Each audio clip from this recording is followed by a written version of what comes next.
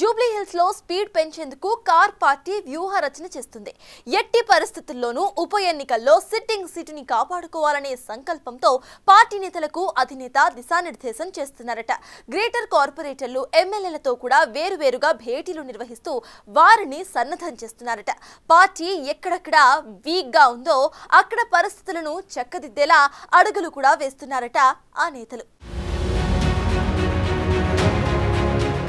Jubilee hills ఉప ఎన్నికపై BRS party సర్వశక్తులు ఒడ్డేందుకు సిద్ధమవుతోందట. Party పూర్తి నాయకత్వంను నియోజకవర్గంపై మోహరించేందుకు ప్రణాళికలు రూపొందిస్తోందట. నియోజకవర్గంలోని ప్రతి ఓటర్ను కలిసేందుకు సన్నద్ధమవుతున్నారట. ఇప్పటికే ప్రచారాన్ని పార్టీ ముమ్మరం చేసిందట. ఇంటింటికి తిరిగి కాంగ్రెస్ పార్టీ గత అసెంబ్లీ ఎన్నికల్లో ఇచ్చిన హామీలు అమలు చేయలేదని, కరపత్రాలు పంపిణీ చేసి ప్రభుత్వ వైఫల్యాలను వివరించేందుకు ప్లాన్ చేశారట. ఎన్నికల స్కెడ్యూల్ను సైతం ఈసీ ప్రకటించడం అందరికంటే ముందు మాగంటి సునీతను అభ్యర్థిగా ప్రకటించిన గులాబీ పార్టీ సైతం దూకుడు పెంచింది. మాజీ మంత్రులు, డివిజన్ ఇన్ఛార్జీలు సైతం ప్రచారం ముమ్మరం చేశారు.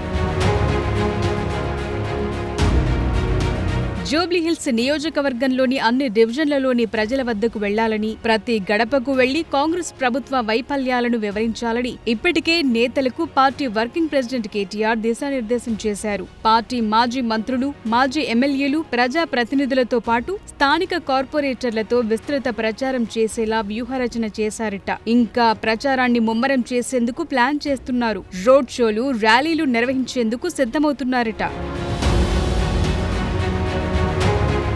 రాజకీయ వ్యూహంలో భాగంగానే భారీ జన సమీకరణతో ప్రోగ్రాంలు నిర్వహిస్తే ప్రజల్లోనూ గెలుస్తారనే ప్రచారం జరుగుతుందని, అలాంటి కార్యక్రమాలు నిర్వహించి విజయవంతం చేసి విజయం సాధించవచ్చని భావిస్తున్నట్లు తెలిసింది. అందుకోసం ఏ డివిజన్లలో ఏ రోజు ర్యాలీలు, రోడ్ షోలు నిర్వహించాలనే దానిపై తేదీలపై కసరత్తు చేస్తున్నారు. ఎన్నికలు ముగిసే వరకు నేతలంతా నియోజకవర్గంలో ప్రచారం చేసేలా బాధ్యతలు అప్పగించినట్లు సమాచారం. నామినేషన్లు ఈ నెల 13 నుంచి ప్రారంభమవుతుండటంతో నామినేషన్ వేసే రోజు సైతం భారీ ర్యాలీతో వెళ్లివేయాలని భావిస్తున్నట్లు తెలిసింది. జూబ్లీ హిల్స్ లో దివంగత ఎమ్మెల్యే మాగంటి గోపీనాథ్ చేసిన అభివృద్ధి, ఆయనపై ప్రజల్లో ఉన్న సానుభూతి, గత బీఆర్ఎస్ చేసిన అభివృద్ధి కలిసి వస్తుందని పార్టీ అధిష్టానం ఆశలు పెట్టుకుంది. అయితే టికెట్ ఆశించిన నేతలు ప్రచారంలో పాల్గొనకపోవటం, ఆశించిన స్థాయిలో ఇంకొందరు నేతలు కలిసి రాకపోవటం బీఆర్ఎస్ కు కొంత గడ్డు పరిస్థితి నెలకొందనే చర్చ నడుస్తోందట. అయితే వారిని ఎలా సమన్వయం చేస్తారు, ప్రచారంలో ఎలా ముందుకు పోతారనేది హాట్ టాపిక్ గా మారింది.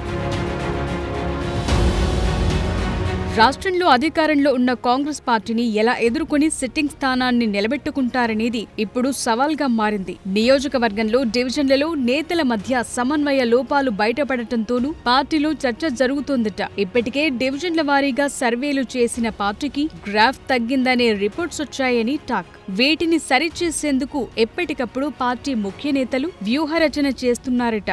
గ్రేటర్ హైదరాబాద్ లో పట్టు నిలుపుకునేందుకు బీఆర్ఎస్ పట్టుదలతో ఉంది. అందులో భాగంగానే జూబ్లీహిల్స్ లో గెలిచేందుకు గ్రేటర్ ఎమ్మెల్యేలు, ఎమ్మెల్సీలు, కార్పొరేటర్లతో పార్టీ వర్కింగ్ ప్రెసిడెంట్ కేటీఆర్ ఎప్పటికప్పుడు దిశానిర్దేశం చేస్తున్నారట.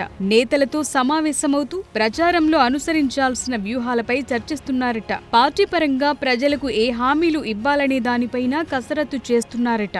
నియోజకవర్గంలో బీఆర్ఎస్ పార్టీకి పట్టుండడంతో మళ్లీ విజయం సాధించాలని, ప్రచారం ముమ్మరం చేయాలని, కులాల వారీగా నేతలతో భేటీ కావాలని సూచించబోతున్నట్లు సమాచారం.